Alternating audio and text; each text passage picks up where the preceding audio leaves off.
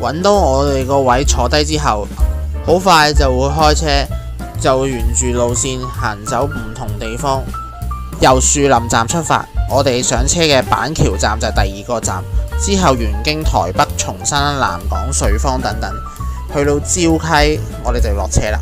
最尾站呢，就係花蓮，坐呢架車去到花蓮大約要3個鐘頭度啦。沿途都有唔少風景睇下，都幾靚噶。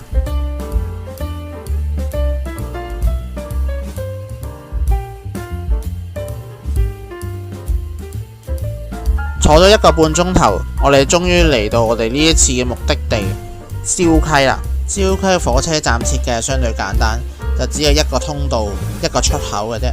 我哋行過去先再同大家講。礁溪呢就喺宜蘭縣，佢係一個非常之出名浸溫泉嘅地方。喺礁溪呢度，你會揾到唔少溫泉酒店，裏面呢都有溫泉可以浸嘅喎。我哋呢次揀呢間酒店都有得浸溫泉㗎。一陣就同大家睇睇。攞住一堆行李，當然想搭 lift 過去啦。不過搭 lift 條隊都排到好長喎，有排等啊，都係行嗰邊過去算啦。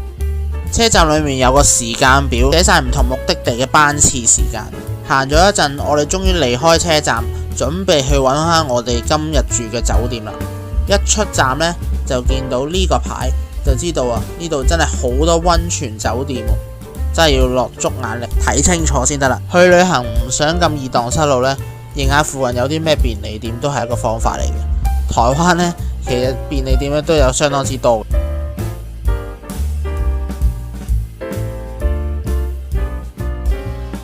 揾嚟揾去揾咗10幾20分鐘，終於我哋就嚟到我哋今日住呢一間酒店。